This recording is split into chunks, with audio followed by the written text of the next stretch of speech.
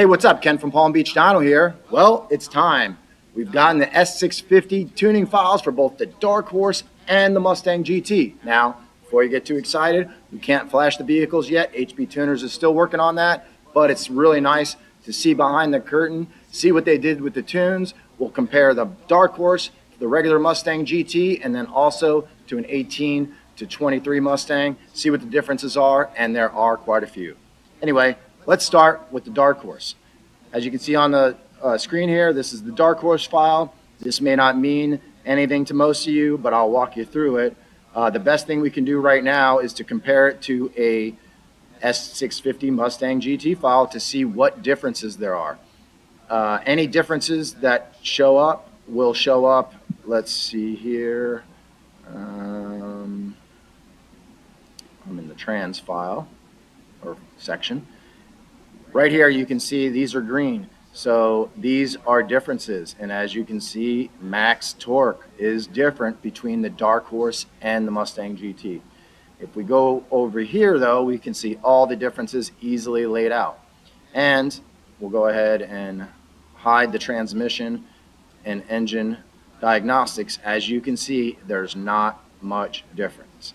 First thing is the engine speed limit based on temperatures. It looks like the Darkhorse is allowed to go to a higher oil temperature and also to a higher transmission temperature, as you can see here with the differences. The Mustang GT is in the high 200s on oil temp, mid 200s on transmission temp, where on the Darkhorse they're letting that all go up, let's see, roughly about 20 degrees. Not a huge deal. The next big difference, especially for those people running these vehicles without a tune, is the maximum torque tables. So we'll take one of these. These all come into play for different reasons, but we'll go ahead and just look at this one for now. I have it switched to pound-feet of torque. You can have it in Newton meters, which is the native units for tuning and the units that we tune in normally, but I'm going to leave it in pound-feet to make more sense for most people that are watching this video. So as you can see here, these have always had these tables, but and they are different, or they can be different per gear. In this case, they're all the same per gear. So each column is a gear, and then each row is the RPM, which you can see on the left. So what do we have here? Well, it looks like on the Darkhorse file, it'll allow you to get up to 494 pound-feet of torque. And then it rolls off up top as any normal torque curve does. It's going to peak in the mid-range and then roll off. So they're basically giving you a torque curve that it's going to follow. And if you go over that, you'll get torque reduction. So how does this differ from a Mustang GT? Well, if we hit this button here, this will show us the differences. So it looks like about 60 pound-feet of torque less in the Mustang GT file, but that's only at very high RPM, 6,500 and up. So at the very top, the Mustang GT is going to probably close the throttle a little bit if you exceed this. So how could you exceed this? Well, in really good weather, or if you do modifications to the vehicle that increase airflow and the calculation for the power goes up, then of course you're going to get that. So beyond that, there's really no major differences between the Darkhorse and the Mustang GT S650 when it comes to the engine. When it comes to the transmission, there are quite a few more differences. Really, it comes down to the part throttle shift schedule. So we'll look at this, the base shift schedule. So it looks like it has higher shifts at very low pedal at the 6.7, 7.8, 8.9, and 9.10. So it's just going to hold the gear a little bit longer. That's no surprise. Nothing major there. And then you also have some differences. In the transmission, it looks like we have a axle torque limit difference, which it looks like they are not using that on the Mustang GT, but they are using that on the Darkhorse. And this is different than normal torque, of course. As you can see, they're really high numbers. That's wheel torque. Well, that's not for this video. So to me, the more interesting thing for this video is going to be to compare it to a previous vehicle. So we'll compare it to a 21 automatic. Now, when you do this, you'll see a lot more differences. So, and unfortunately, there's some things that aren't going to show up. So we can go ahead and open up a second file that will show us that, which I already have open.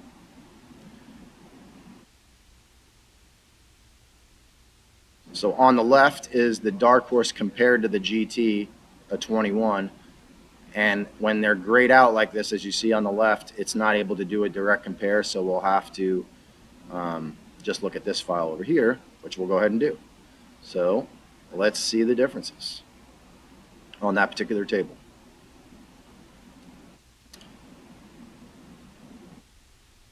Hold on a second. I got the wrong file open.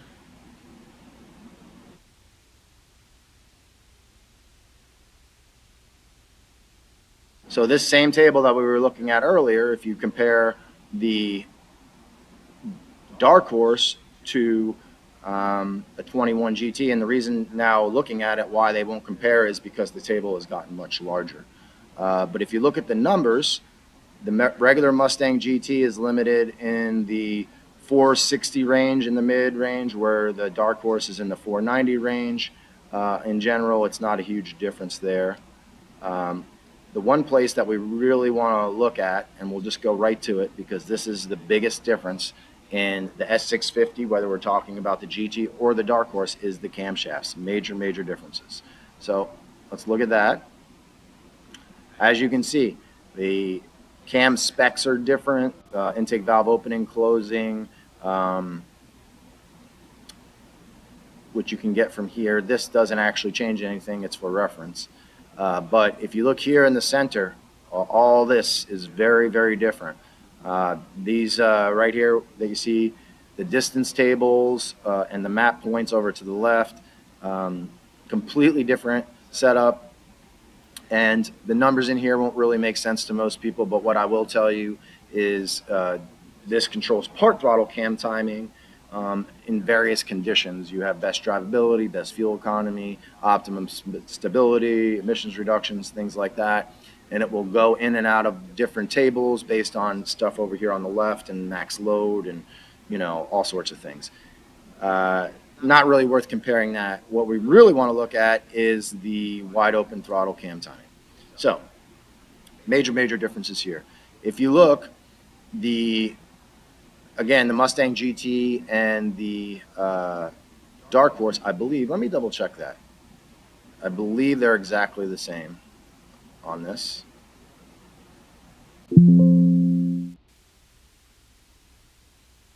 Yeah, this is the cam section of the S650 Mustang GT versus the Darkhorse. But if you load in a 21, there's a lot more going on. So let's look at the intake valve opening. These are these numbers are not super important as exact what the numbers represent, but what it will show you is the position of the camshaft and how much they move it during the pull. So as you can see, in the mid-range, we're in the -40 range, and then it gets up pretty close to -20, -18 at the top. You look at a Mustang GT, and it's very, very different.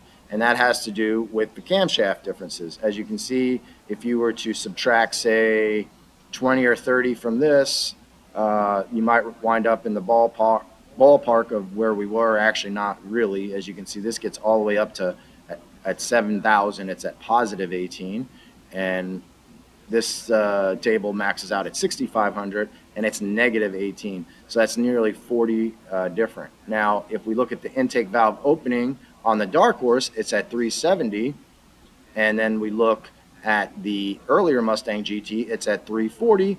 So we're at 30 degrees difference there. That makes up some of the difference, but not all of it, because the movement is more than that. And then if you look at the exhaust, that is also different, but not as much.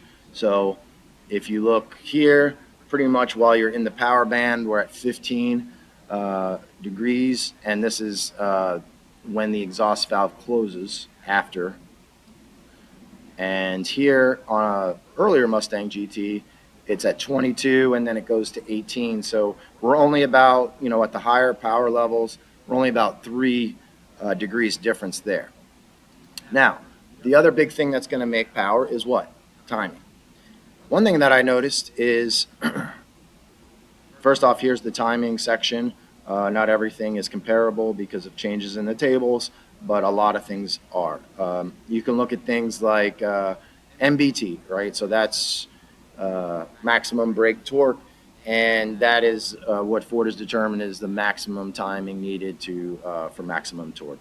So if we compare, say, this table here, which the higher number tables are going to be when the IMRCs are open versus closed, and if you look, the Darkhorse on some of these tables are 27, 28, 26 up top, whereas a earlier car is much lower. So they're handling,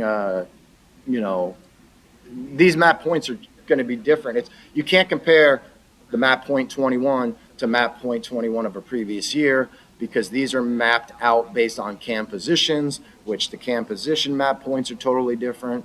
So you can just kind of gather some idea of what's going on here. It's not a direct comparison. So here's another one that's a better example comparing the two. We're in the 25-degree range, 26-degree range up top. The older car has way more up until 6,000 and then drops off a little bit, as you can see, the red versus the blue. But the biggest thing that got my attention is, first off, they're limiting timing in a table that a lot of aftermarket tuners use for that reason. You didn't see it as much in the factory vehicles, but it looks like they're using it here. So this is the spark cylinder pressure limit table, is what HP Tuners calls it. And a lot of times on vehicles, you'll see this table fully maxed out. They don't even use it at all. If we look at the older car, they use it, but it's fairly high. Now, this is not an absolute limit. Well, it is, but this table is modified, and I'll show you that in a minute. Well, let's look at that real quick if it's in here. Yeah. We look at lambda modifier. This is going to modify that table based on the air-fuel ratio. So on the older car, it's not really doing anything. It's a 0.85 lambda, and it's barely pulling anything out, a quarter of a degree at 0.80 lambda. But if you look at the Darkhorse, and I'm not sure exactly why they set the table up this way, but they're pulling even more from that table based on the lambda. So now, if you look at the file here, one interesting thing I noticed is that the table is normalized, which means the axis of the table all the way up to 1.2, which is very high, whereas the older car was 1.1. And while you may see over 1 in the mid-range or in really good weather, maybe throughout, we don't see that high. So you can really fall into a trap just comparing this bottom row, which is at the highest load. It's probably more fruitful to compare, say, 0.95 lambda, which is 0.95 load, which is where you're going to spend most of your time at watt, somewhere between 0.9 and 1, I would say. So we'll just stay there.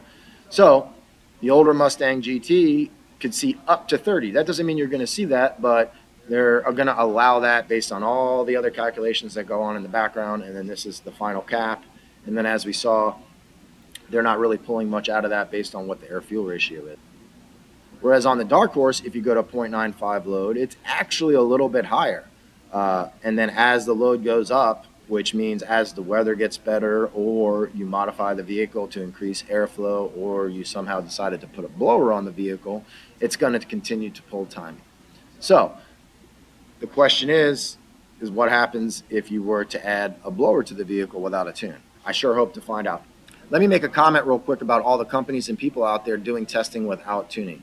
I love it. I think it's great. There's the S650 is very polarizing. Some people love it. Some people hate it. Some people don't even know why they hate it. They just hate it, which is common every time a new vehicle comes out. And in this case, this is going to be the one that's delayed the most in tuning. Now, remember, Just because we have the tune files, that doesn't mean we can tune them. The big holdup in today's world is security. So while we can modify this file, we have no way to get it on the vehicle currently. HP tuners and SCT are working on that, I'm sure, but who knows when that's going to happen. Just because we have these files does not indicate that it's close. It just means that once the security issues get resolved, we'll be ready. And again, thanks to Eric Brooks for working ahead. He could have just moved on to something else and said, well, we don't have flashing for that. Then the flashing would have been done, and then he would have been behind. So this is great. Um, anyway, uh, let's look at a few more differences in the main list, which I'm sure there are many, many. Everything from uh, idle RPM. Let's see. The newer car is idles at 675 in park. I mean, it's going to change based on all sorts of conditions. Where the older car was at 650. Interesting to me. That may be due to the camshaft change and then, looking for better idle quality. It's really, unsure exactly why they would do that. Um, let's see what else is in here that's important. The throttle body, obviously, very different. One thing we can do possibly is, let's see here. This is predicted throttle angle. So at 0.23 effective area, we're at 11. And the older car at 0.24, which is very close, we're at 13. So it has a slightly different throttle calibration, but don't forget, we have dual throttle bodies. So I'm not sure how that correlates, just something interesting to point out.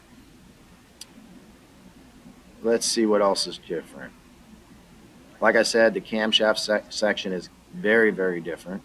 Injectors. Let's talk about fuel injectors. Right now I have it compared to an 18 GT. I was comparing it to a 21 just a second ago, and nothing has really changed there between 18 and 21. I just wanted to make sure because obviously oftentimes we're tuning these vehicles with larger injectors, so I just wanted to refresh my memory on the stock injectors. One interesting thing here is the low slope is very different. You're talking 20% higher on the newer vehicle, but the high slope, which is pretty much at watt once everything's flowing properly, it's different but minor, 23.71 versus 23.83. So the question is it a different injector? Have they just modified their injector model somehow?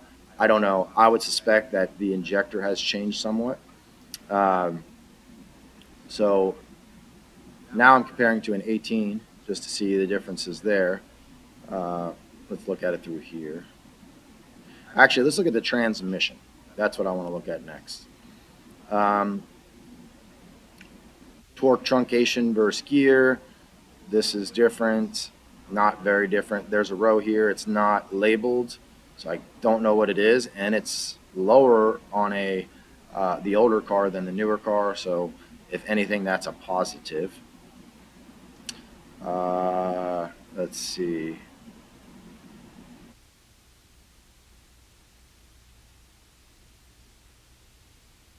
This is also the torque modulation, which is torque reduction on shifts. Very, very different. It's also scaled differently, which makes it a little hard to compare. But it looks like they're doing a little bit more torque reduction on the shifts, maybe to improve shift quality. But as you can see, there's a lot different. Most of this is pressures and a lot of things that affect the drivability of the vehicle, but it'd be hard for me to explain what all those do. But what I can show you is the shift maps. So this is the Darkhorse shift map versus an 18 GT. Those are all the differences. Much more than the difference between an S650 GT and the Darkhorse. So what's different? Well, it looks like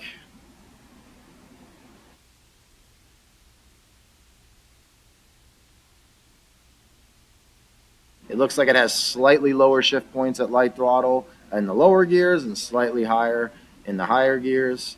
And then part throttle, all of them are much higher, right? So if you look at this section here, which, 4.5, 5.6, see how these are blue, and we're looking at the previous, the 18. These are lower. This is output shaft speed, which obviously goes up with RPM. It's going to be a different number than you're used to looking at, though. So in this case, on the 4.5, we're in the 3,000, 3,500 range, whereas here we're much lower. So that's another interesting difference.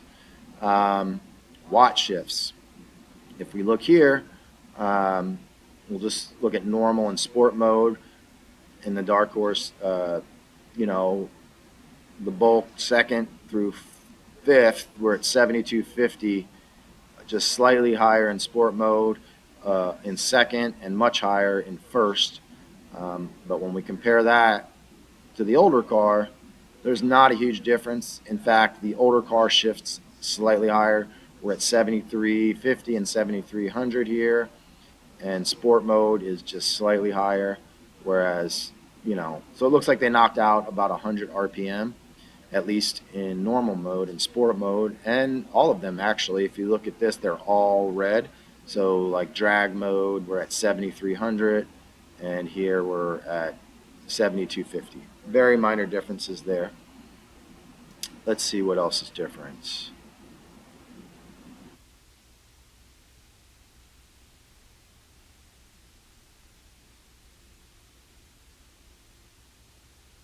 Okay, it looks like they're changing the shift characteristics a little bit more in normal mode than they did in the past. Here, this refers to um, basically there's different shift characteristics that can be tied to each drive mode, but here you could change what it uses. So like normal mode uses like the base uh, the base properties, unless you're in select shift mode. And then it's going to use the same as sport mode, which is interesting. Sport mode and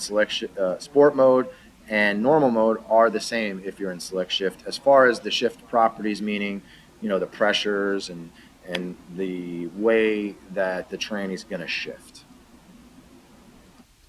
Torque converter. Let's see. There's not a lot there. We can look at the. That's the wrong table.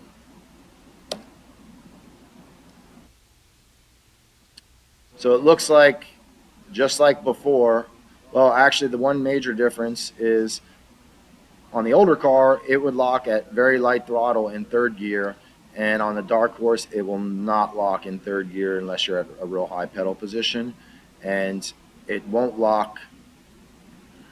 This is interesting. I wonder if this is correct.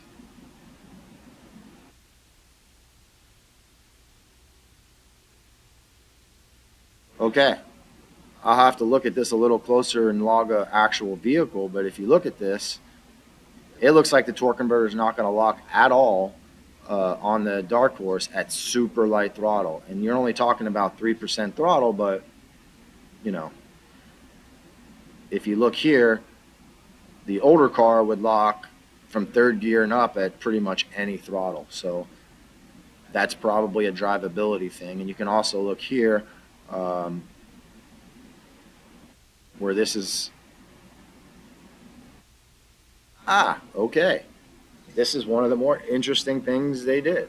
So on the older vehicles, while let's back up. If you look over here, there's a torque converter lock map and a torque converter slip map. So we're actually using the slip map, which means the converter's in a locked position, but it's allowed to slip, and I think that's how they control drivability. So if you look at second gear, or actually let's just look at like fourth gear. In fourth gear on the older car, it would allow, uh, you know, 5 RPM of slip, and they lowered that. But like I said, they're not even locking the converter at real low throttle, so you know there's definitely some differences. And from what I've heard from everybody, they're positive differences. The cars drive better, shift better. So there may be something here we can learn and apply to the newer vehicles that we may not already do. Um, Let's go back to the engine side of things. If you look at the flex fuel section, of course, flex fuel is not enabled, but we do have more tables involved and available than we had before, so that's a really good thing. Um, let's see what else is in here. There's, the F-150 has VDE, which is variable displacement, not in the Mustang, thank God. What else is different? Let's see. Most of the temperature control, which is catalytic converter protection, and a few other ones in there, those are almost identical. Fueling, watt fueling, let's see what's different there. So as you guys know, this stuff is expressed in lambda, but just for your guys' ease of understanding, we'll look at it in air-fuel ratio. Most tuners tune in lambda. I don't want to get into explaining the difference, but I know a lot of people are used to air-fuel ratio, so we'll look at that. Once the vehicle's warmed up, the Darkhorse is going to be in the 12.2, 12.3 range, and then slowly as RPM goes up, work its way all the way down to 12-1. In my opinion, that's very rich, not really surprising though. If we compare it to the Mustang GT of 2018, it's leaner. So 12.4 all the way up to 4,500, whereas we're at 12.1 by the time we make to 4,000 on the Darkhorse. Everywhere else is very similar, and they only changed it when it's fully warmed up, which is another interesting thing. Once it's very interesting. I'm not sure why they would do that. So they keep it leaner up to 100 degrees coolant temp, and then it slowly gets richer, and that's only at the lower RPM. You know, that could be an emissions thing.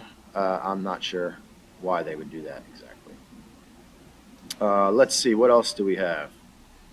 This is different, which is interesting. This is the fuel enrichment based on pedal position. The Darkhorse is at 90, and it looks like this one's at 70. Okay, here's one other thing worth looking at is the timing retard based on air temps, right? Everybody wants a cold air kit. Now we've got two of them possibly. How important is that? Well, the two tables that are going to affect how much timing gets pulled are these two right here. So you have your base retard for MCT or IET or whatever you want to call it, the air going into the engine. Manifold charge temp is probably the most accurate way to describe it. If you look at this, at 199 degrees, well, let's not go that high. We'll go to 122. It says minus 12. Is that minus 12 degrees? Definitely not. The car wouldn't run very good that way. You have to go over to this table, and we're going to assume we're at higher load, which is right here, and we're at 9%. We'll just round it up to 10% to make the math easy in my head. That's going to be a 1.2 degrees of timing retard. If we compare that same temperature to the older car, we do not have the same normalizers up top. We jump from 100 to 150. But the way this works is it's going to split the difference. So 125 would be roughly 25, which is a lot more than this.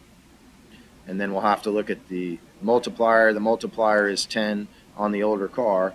So at 125 degrees of manifold charge temp, you're going to get 2.5 degrees of timing retard, where you're only going to get roughly half that on the newer vehicle. Another interesting thing. And this table actually came up recently when I was discussing tuning with another person, as far as like at what temperature should you start pulling timing. Well, and we were talking about supercharged vehicles, and a lot of guys go, oh, you don't need to pull timing till 140 to 150 on E85, whereas on 93 it needs to be lower. And I don't look at it that way. And to me, that's not really understanding how all this works, right? You want to control timing at any temperature. So if you have a timing curve that works at 100 degrees and 130 degrees with no changes, then most likely you're not running enough timing at 100 degrees if it's still safe at 130. You want this table to blend through the temperature range, or else you're giving up time. For instance, you take a new vehicle, supercharge it, you may leave the line at 100 degrees, and maybe it could take, let's say we're talking E85, maybe it could take 24, 25 degrees of timing, which you're not going to want to run down track, but it's not going to be that cool down track. It's going to gain some temperature. So you might run 25 degrees on launch, and then throughout the pass, as temperatures go up, it might see 22, 23. That's how you make a car faster down low. Maybe I revealed a secret there. It shouldn't be a secret. It should be obvious, but I see this nonstop with other tuners where they just turn off timing retard. Oh, I don't need that until I get to 160. Okay, well, if your timing curve works at 160, then chances are you don't have enough timing at 80, 90, 100 degrees.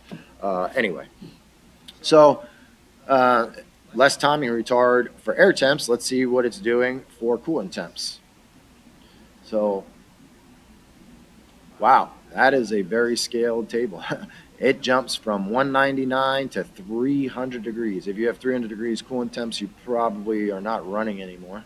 But like I said, this scales. So we'll just scale this halfway for 250. We're probably, what is that, 28 degrees and then 5%. So that would be roughly like 1.5 degree. Oh, wait. Yeah, no. Yeah. So at 250 degrees, it's only pulling 1.5 degrees, 2 degrees. That doesn't seem like enough to me. Let's see what the older car was doing. The older car was actually adding just a hair of timing at 199, and at 250, which is the number I just made up in my head over here, it's at negative 38, but it's 16%. So that's going to do way more timing retard. So from what I can see here is there's way less timing retard on the newer vehicles for air temp and coolant temp, which means that they've changed a little bit their whole probably theory on how the timing tables are laid out. We'll have to dig further into this to look. Again, I just got these files from Eric at HP Tuners. I'm looking at them live with you. I haven't really looked at this closely ahead of time, just a few things. I'm sure there's a million things I'm missing. I'm sure I may have misspoken about a few things. This is just all off the cuff, but I want to bring this information to you guys and share as much information as possible, especially since we don't have tuning. We can look at this and see where the limits are exactly and try to pull some tricks to get around all that stuff. My friend Eric at Pro Charger said they're going to try to put a blower on a stick shift car on a stock tune just to see what happens. I have some theories there on how we can get past this. Unfortunately, they have changed. Not only do we have dual mass air, but it's a scent protocol, which is different than what we had in the past, which was frequency. And then before that, we had a voltage deal. And we used to be able to scale the mass air. I would have loved to do that. I'm sure it's possible with scent, but we require totally different hardware. And I'm not sure it's worth working on that, depending on when tuning is going to come out. So where does S650, what do I think about S650? I love it. And the reason I love it is because it exists. They could have easily taken the Mustang away from us. Don't forget that. I'm sure it will eventually happen, or they'll change it so significantly we won't want it anymore. This is at least as good as the previous Mustang. I'm guessing it's much better. As I can see here, there's lots of changes, and they don't make these sorts of changes for no reason. Usually, there's two reasons. Most common is because of emissions standards and having to change that, and I was told that is the main reason that they changed the camshafts, but that was the motivating reason. But the other reason is to gain back the power. If they just made the changes they needed to make to satisfy the emission standards and didn't help high RPM power, we would have a car that was not as good. But we do. We have a great car. It's a peakier power band. It makes more power up top. It makes a little bit down low, a little bit less down low. But overall, I think it's at least as good as an 18 to 23 Mustang. And I wouldn't hesitate to buy one unless you're just dead set on buying one and instantly, making 6, 7, 800 horsepower. That may not happen for a little bit. Hopefully HP Tuners and SCT can get all this figured out for us sooner than later. But unfortunately, we're still waiting for 23 EcoBoost Raptor R for the same exact reasons. I have a Raptor R tuning file just like this, but there's nothing we can do with it because of the security. I heard the S650 is the next level beyond that, and that's one they didn't even get to yet. So there's an outside chance that this could last for a very long time. For those of you that have a 21 plus F-150, you know the pain. We were locked into just doing Whipple with the Whipple tune, which is great. Thank God Whipple does that for us. But the nature of our business is we want to continually improve, and until we have tuning, we can only get so far. Anyway, I hope you guys enjoyed the video. Please subscribe to the channel, share it with your friends, and I'll see you on the next one.